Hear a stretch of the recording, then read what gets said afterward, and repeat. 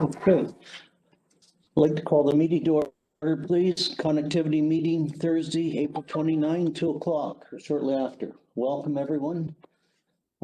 First item is approval of our agenda. If everyone's happy with the agenda, I'll entertain a mover and seconder, please. Can we add an item? And we're going to add one item. If we may, Mr. Warden, through you to committee members, with the chair's consent, we'd like to add an additional or a closed session item pursuant to the Municipal Act 239-2K, position, plan, procedure, criteria, or instruction to be applied to any negotiations carried out or to be carried out on or by or on behalf of the municipality or local board. And I am happy to consent to that. And if I get a mover and seconder, we will approve that. Moved by Duncan, second by Dominique. Catherine, please call the question. Thank you, Mr. Warden. Councillor Giguère. Yes. Councillor McPhail. Yes. Mike Andrews. Yes. Justin Pennings. Yes. Mr. Warden. Yes. 5-0, the motion is carried. Thank you, Catherine. I'll remind everyone of a disclosure of pecuniary interest and the general nature thereof. And I note none. Item 4 is a technical consultant RFP update from Julie, please. Sure, just a brief update for today's meeting. The RFP for a consultant to complete work on connectivity and broadband analysis and assessment within our community, as well as to provide proposed solutions for unserved and underserved areas that will meet the needs of the county, as outlined in the request for proposal that we previously submitted to the committee. That RFP closed on April 13th, and we received 7 bids in response.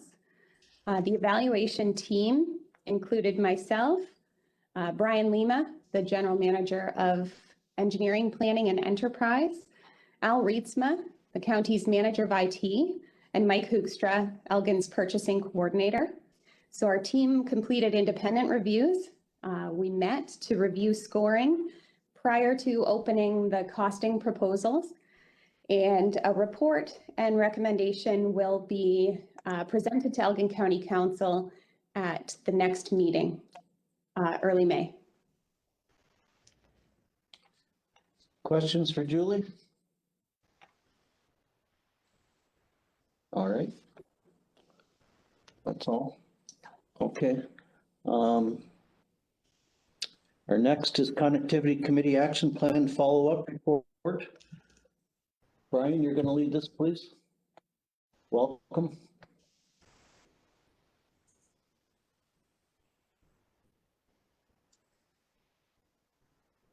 Can you hear me? Now we can. Perfect. Thank you, Mr. Warren, through you to the committee. As directed by the committee back in February, the information report distributed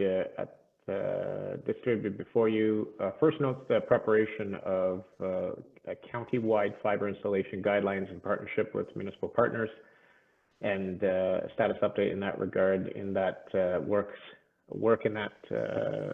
in that regard has begun, with ongoing review of limited available industry information from just a couple municipalities throughout the province. Once finalized, the guidelines are planned to be presented before the committee at a future meeting.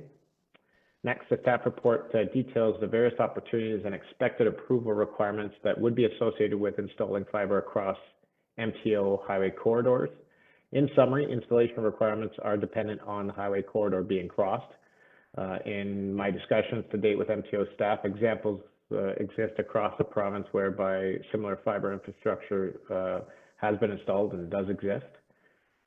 Finally, the staff report also completed a detailed investigation with respect to the ownership of the existing radio communications tower that exists at the county's White Stations Operations Center property, and have conclusively determined that in fact it is owned by the county. The tower was originally installed in 1965 and provided communications between the Operations Center, and the former Elgin County Administration building, now occupied by the Provincial Elgin County Courthouse in St. Thomas. In 2016, the county granted permission to Tourist Communications Limited to install, operate, maintain additional radio communications equipment. That current lease term expires on June 30th, and upon further assessment, it's believed that additional tower space could be leased to support other ISPs if interest existed. With that, I'd be happy to answer any questions.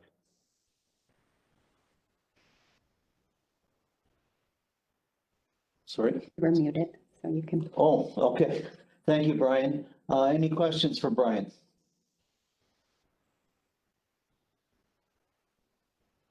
Go ahead, Duncan.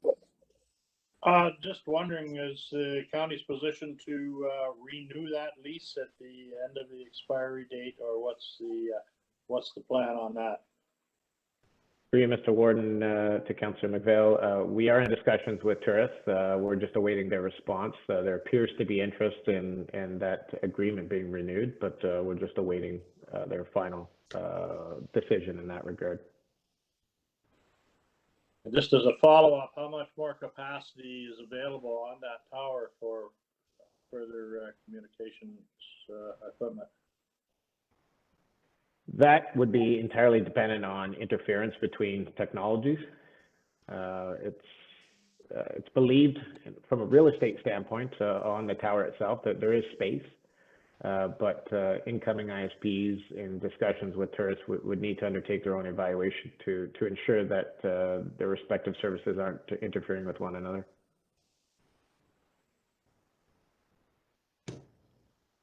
So is it a situation that the ISPs would have to work around the existing customer, or how do you foresee that being taken into consideration? I think county staff working collaboratively with existing leaseholders as well as interested parties would hopefully find a solution that best fits all parties.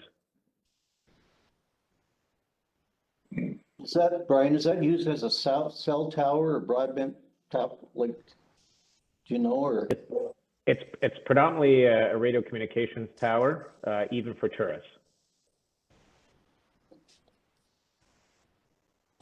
Further questions for Brian? Dominique? Thank you, Mr. Chair. So how proactive do we want to be in letting ISPs know that this is a possibility if they are interested, or do we stay passive and we'll respond if asked only? For you, Mr. Warden, to Councillor Giguère, I would suggest that this opportunity could be presented to our consultant that Julie just mentioned that we'll be reporting on in future, and allow them to undertake that evaluation and maybe come back with viability in that regard. Makes sense. Thank you. I agree with that. All right, Brian, further questions? If not, thank you.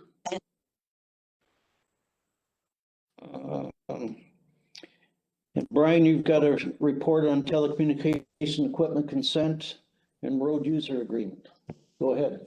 Yeah, thank you, Mr. Warden. Through you again to the committee. This report simply aims to advise the committee that a general umbrella telecommunications equipment consent and road user agreement modeled after that which already exists in Middlesex County has been prepared by our county solicitor, has already been endorsed by County Council, and will now be utilized in relation to proposed telecommunications equipment installation projects within Elgin County's road allowances.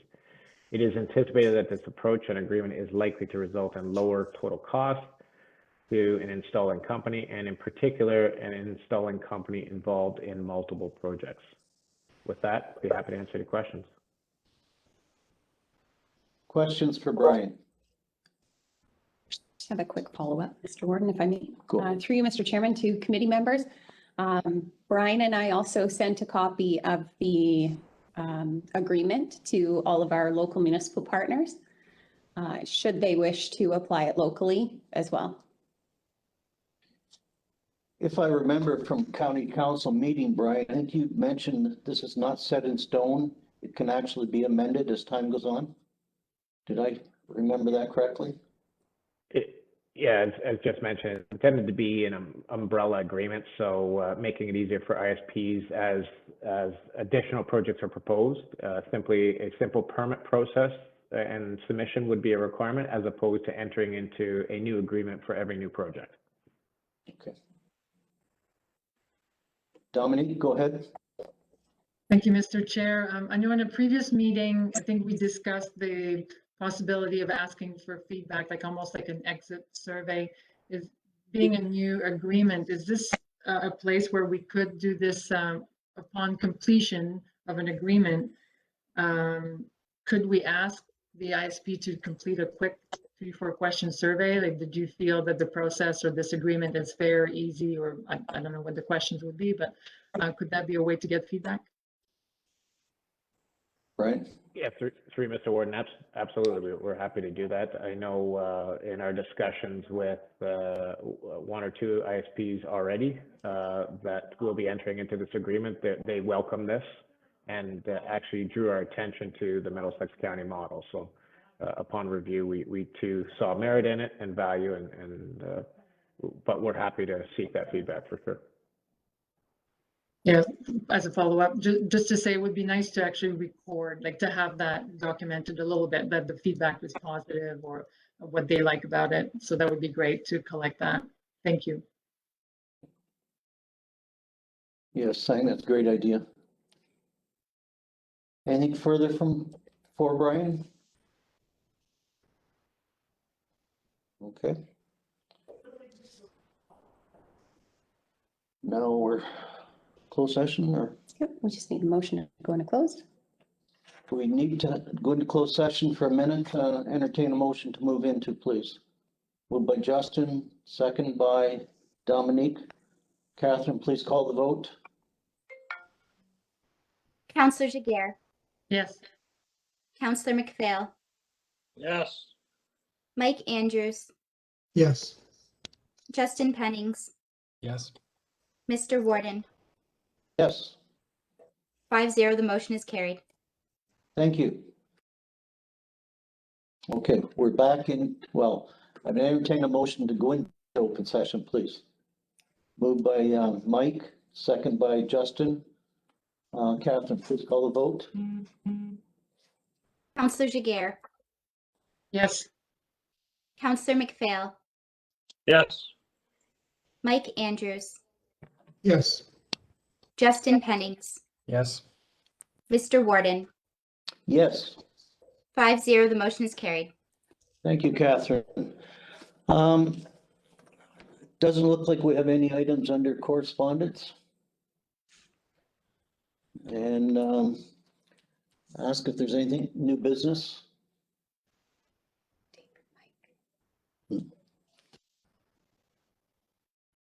Mike, can you give us a quick, I think there's from the minutes, just a quick update if you would, please.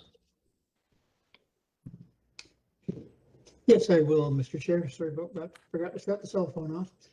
I did speak with Antonius Peters. He's the principal behind ATEL Networks, which, as the community knows, was the company awarded the SWIFT funding for the Shedden area. And I spoke to him briefly about the concerns of a number of people within that village that are just outside the incumbent serving area and having great connectivity challenges.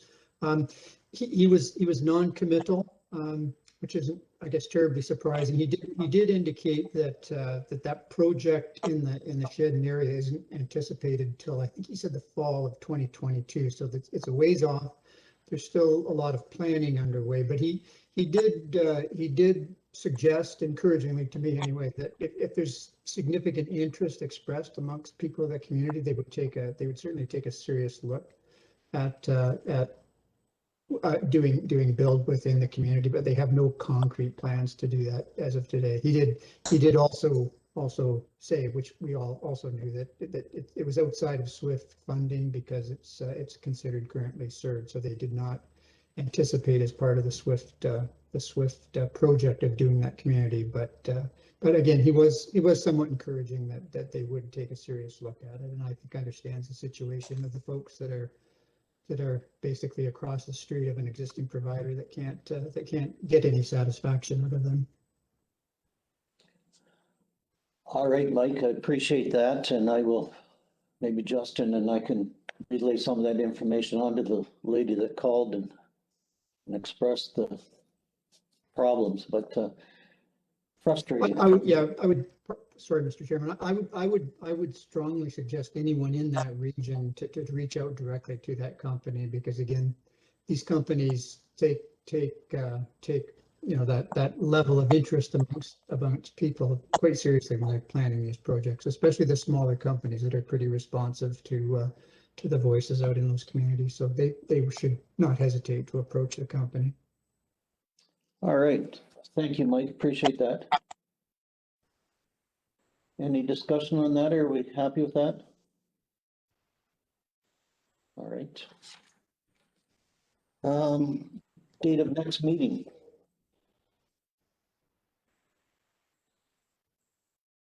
Should we hold on the 2-week schedule, or?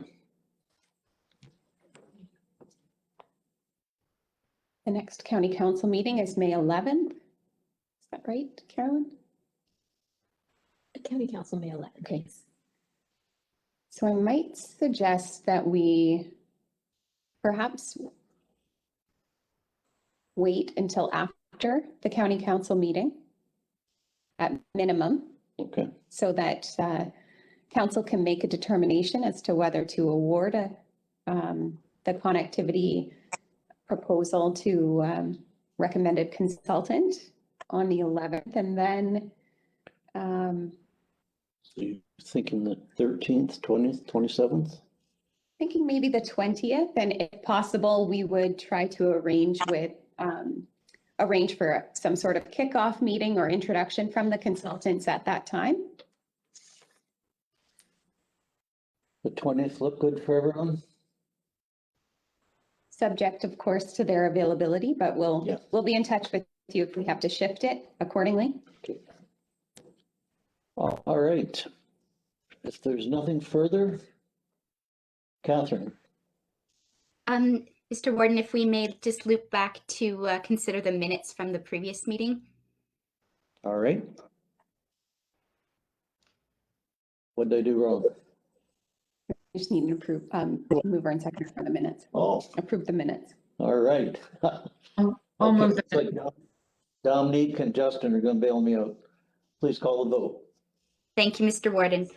Councillor Jaguar, Yes, Councillor McPhail, Yes, Mike Andrews, Yes, Justin Pennings, Yes. Mr. Warden. Yes. 5-0, the motion is carried. Thank you, Catherine. If there's nothing, Duncan, go ahead. just one item I have, Mr. Warden. We have a Ontario Hydro, I guess they used to call them a repeater tower, located in West Elgin.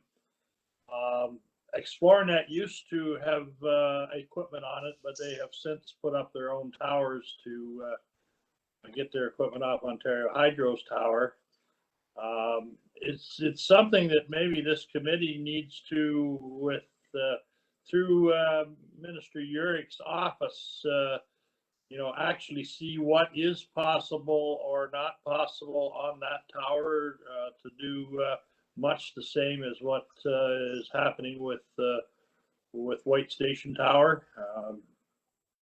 Certainly, I think that it at least should be investigated to see, is there a possibility of that being utilized for our purposes in Elgin County? Sounds like a great idea to me. Who should we task to look into that? I think together we'll follow up with All right, the appropriate individuals, including MPP Urich, to find out the status and availability on that hydro repeater tower. It's a great suggestion. Only information that I've received about it is that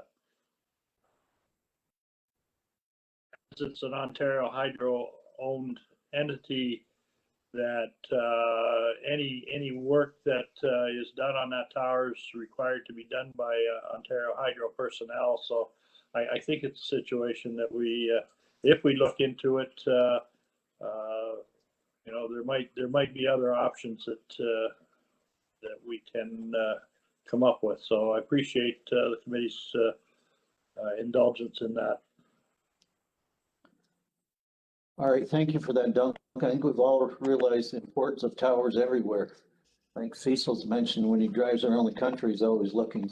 So, all right, thanks for that suggestion. We'll follow up. Anything? Go ahead. Quite fine. The warden, do you have anything? Do you know much about those towers, Cecil? Just what you know. There is one You in don't know. Malahide that isn't Ontario Hydro. It is, and this might be another project to look at.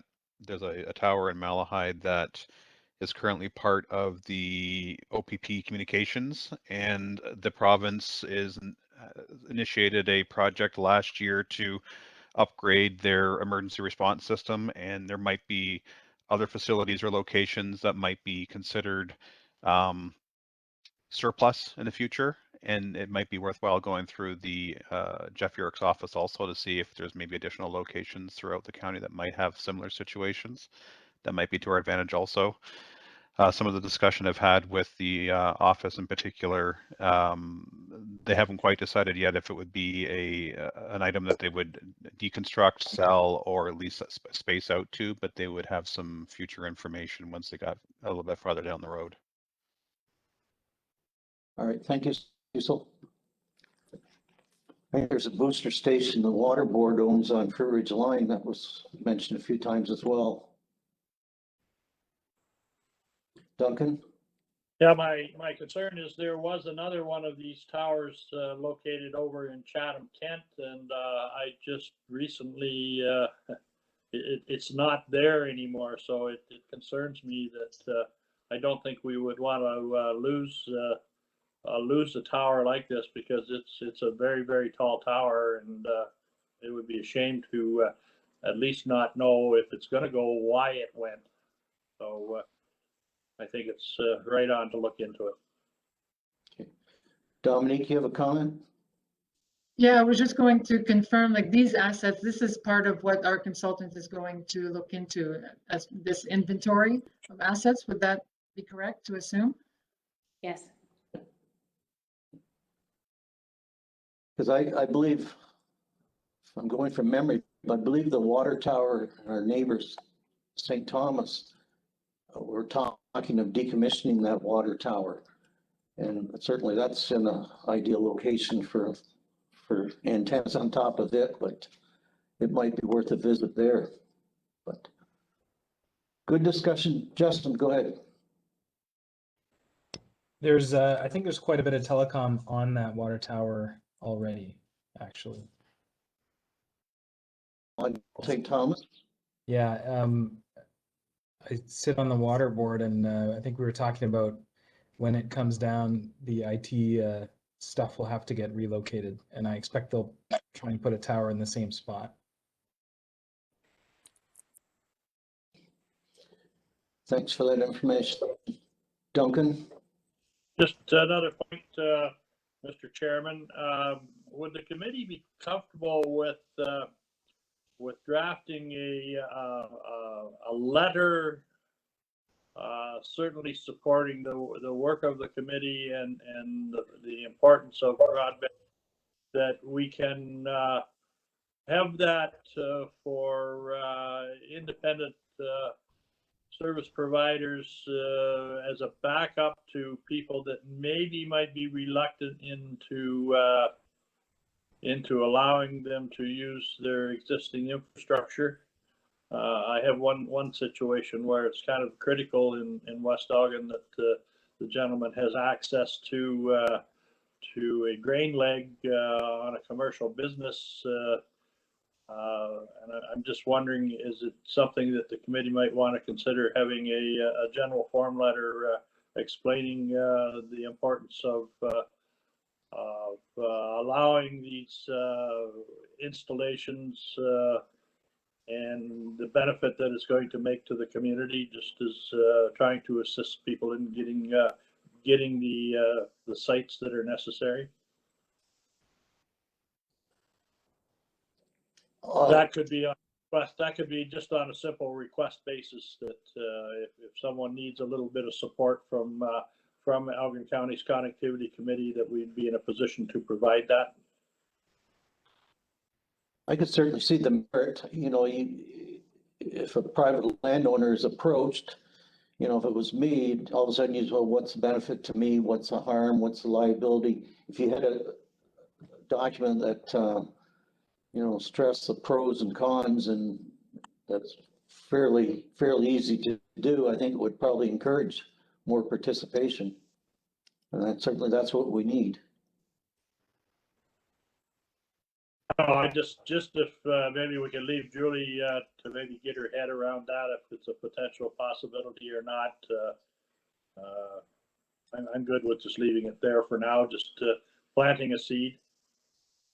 Yeah, that's great. I do have some things to think about, like whether it's a fact sheet in the form of a letter, so it provides, you know, say a Love Local farmer with more information about why this is important, and perhaps provides information about things to address the harm, risk, and liability that the chairman just mentioned. So I think it's a great suggestion. We'll take that back and work our magic. I think Mike had a question. Mike, go ahead. Yeah, not more of a comment than a question, but I think it's a very worthy idea. The one thing that I would caution, I'm sure county staff would already consider this and look after it, but I think it'd be pretty important that the committee not be perceived as trying to interfere with a commercial arrangement between two parties. And there's any time an ISP or anyone else is locating on private facilities, something's changing hands there. And I think we want to be very careful that we're not perceived as interfering in that process. Good point. Balance. Yep. Duncan. I'm thinking more on the fact of let's celebrate our success stories by you know, we do have a good number of individual, let's call them farms that are participating in this adventure, and you know, certainly a good thing for the community. So if we can focus on the positive sides of being involved, I think kind of takes into some of Mike's concerns of not trying to get involved, but just showing the benefits to the community by being involved.